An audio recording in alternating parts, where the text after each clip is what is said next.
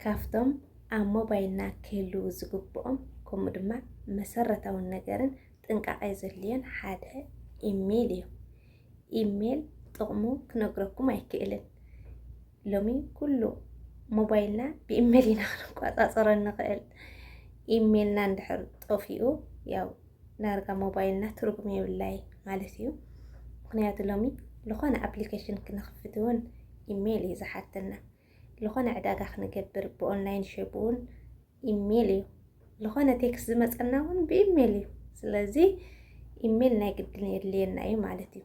እምበኣር ከስ ሎማዓንቲ ሓድሽ ኢሜል ከመይ ጌርና ከም እንኸፍትን ከምኡ ድማ ናይ ኢሜልና ፓስዋርድ እንድሕር ረሲዕናዮ ኸ ኣበይ ኣቲና ኢና ክንቕይሮ እንኽእልን ዝብል ከሪአኩም እየ። ሰላም ከመይ እኒኢኹም? ከመይ ትኾኑ? ክቡራት ቤተሰብ ድሓን ዲኹም? ኣብ ዘለኹምዎ ሰላም ክትኾኑ ድማ የምንየልኩም።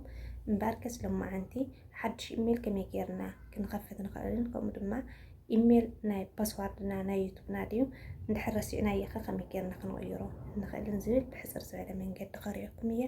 ምክትታልኩም ኣይፈለየና። ሌትስ ጎ። መጀመርያ ኣብ ጂሜል ኢና ንኣቲ። ጂሜል ዝብል ታይም ቅርፂ እኒሃ እንድሕር ዘይብና ካብ ፕሌይ ስቶር ክነውርዶ ንኽእል ኢና ማለት እዩ።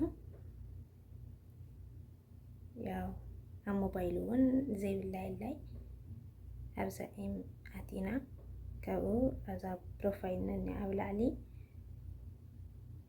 ኣነ ስእሊ ስለ ዝገበርኩሉ ኢምበይ ስእሊ እዩ መፀኩም እዩ ክቢ ነገር ማለት እዩ ከም ፕሮፋይል። ካብኡ ብድሕሪኡ ኣብ ታሕቲ እኒኦ ኣድ ኣካውንት ልብል ንነኽኦ ማለት እዩ። ካብኡ ጉግል ልብል መራፂ እኒኦ እሱ ንነኽኦ። ኣብኡ ሕዚ ናይ ስክሪን ጀዋልኹም መኽፈቲ ይብሎ ከፊትዮ እኒአኹ ኣነ። እስካትኩም እውን ብናዕልኩም ክፈትዎ። ካብኡ ከምዚ ዝብል መራፂ ይመፅና እሞ ፎርጌት ኢሜልና ክሬት ኣካውንት ልብል ይመፀና። ሕዚ እዛ ክሬት ኣካውንት ትብል ሓድሽ ኣካውንት ክነውፅእ ስለ ዝደለና ስሕንኻ ካብኡ ማይ ፐርሰናል እዩ ዝንእል ንነኽኦ። ካብኡ ፈረስት ናይምና ሰራም ናይ ልብል ይመፀና። ሕዚ ኣብ ክልቲአን ሱም ንህበን ዝደለናዮ ሱም ማለት እዩ ናይ ኢሜልና ሱም። ሕዚ ኣነ ማማይ ኢለ ብላዕሊ ኣብ ታሕቲ እውን ዓለመይ ኢለ ፅሒፈ እኒአኹ። ካብኡ ኔክስት ብሎ እየ። ካብኡዚ መዓልቲ ዝተወለድካሉ ወርሒ ዓመተ ምህረት ይብሎ ዝደለናዮ ነቕምጠሉ ተኾነ ብትኽክለኛ ዝተወለድናሉ ተዘይኮይኑ እውን ከይንርስዖ ልድሓር ክጠቕመና ስለ ዝኽእል ዘይንርስዖ ክንገብር ይግበአና። ካብኡ ዓመት እውን ብኣውሮፓ ኣቆፃፅር ስለ ዝኾነ ካብ 18 ዓቐብ ክኸውን ኣለዎ እቱ ንመርዖ ማለት እዩ። ከዛ ኣነ 2000 ኢለ መለየ እኒኹ። ካብኡ ጀንደር ፆታ ፊሜል ልየ እኒኹ።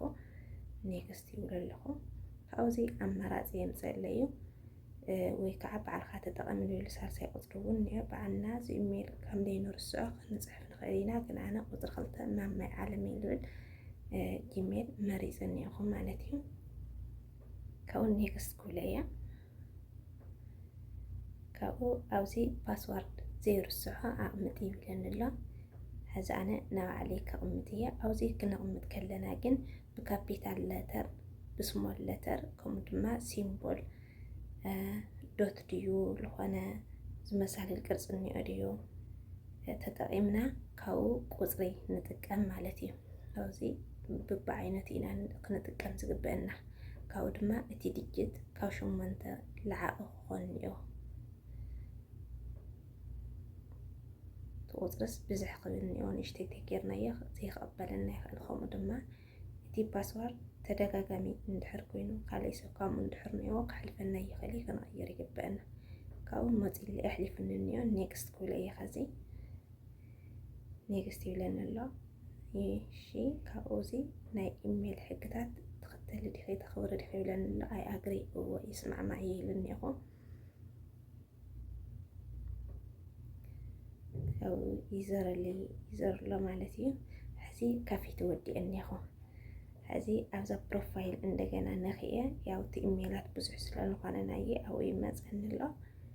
እታ ኢሜል ኣብኣ እኒኣ ማለት እዩ። ካብኡ ኣብኣ ስለዝነኻእኹ ከምዚኣ እታ ፕሮፋይል ከምዚኣ መፅያ ትለየኒ እያ ናተሓዚ ዝኸፋትኽዋ ኢሜል ማለት እዩ። ሕዚ ናብ ዩቱበይ ክኸድ እየ። ንኣብነት ፌክ ክትኽፍቱ ዘለኹም ከምዚኣ እያ ከፋፍታ ማለት እዩ። ሕዚ ኣነ ናብ ዩቱበይ ኣትየ እኒኹ። ኣብዚ ስዊች ኣካውንት ልብል نخيني تحت بروفايلي كأو يمثل لي تزفتحوا إيميل أو يمثل لي أكاونت خوين مالتي لا كانال كنغيرو تدلينا يوتيوب كنخاف تدلينا ون زيئة تدلينا إيميل أو تو بروسس نا يوتيوب أكفافتون كريكم من تحديكم كسرح لكم يخيلية مالتي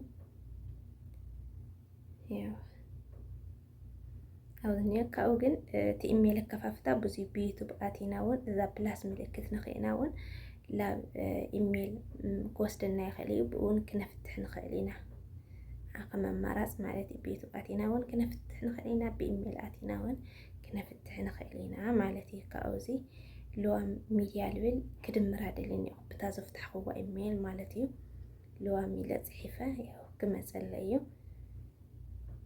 أو إني أمثلي يدمر له مالتي هذي سبسكرايب كيريان ياخو نسكاتكمون نسي كانال زي حدش تتخينكم لايك سبسكرايب ناقوركم برتاحوا ما يفلين عاوزني أزبا ما أعلمي للفتح هو إيميل عاوزني كأوبن كريت channel ليل يا يوتيوب كنخافت تدرينا أو قلنا أنا خلينا يقولكم هذه كاريكم زي الخدمة باسورد نا إيميل نا يوتيوب نا خميكيرنا إنا خنو يرون نخيل زبيل مجمري أو إيميل آتيه كأو أوزا بروفايل كنكية كأو زي إيميل خو يرون لدلخو يمرز لخو مالتي وأين إيميل يدليا هذا أنا يا تا إيميل زي دلخو أو زمانك أكاونت اللي ينكد أوزا تحت بروفايل نازا إيميل مالتي كأو خمزي لما رازي مسألة سيكريتي اللي كنخو إيه مالتيو كأو تحتي لا يعني باسورد اللي بلوزني السخونة خائية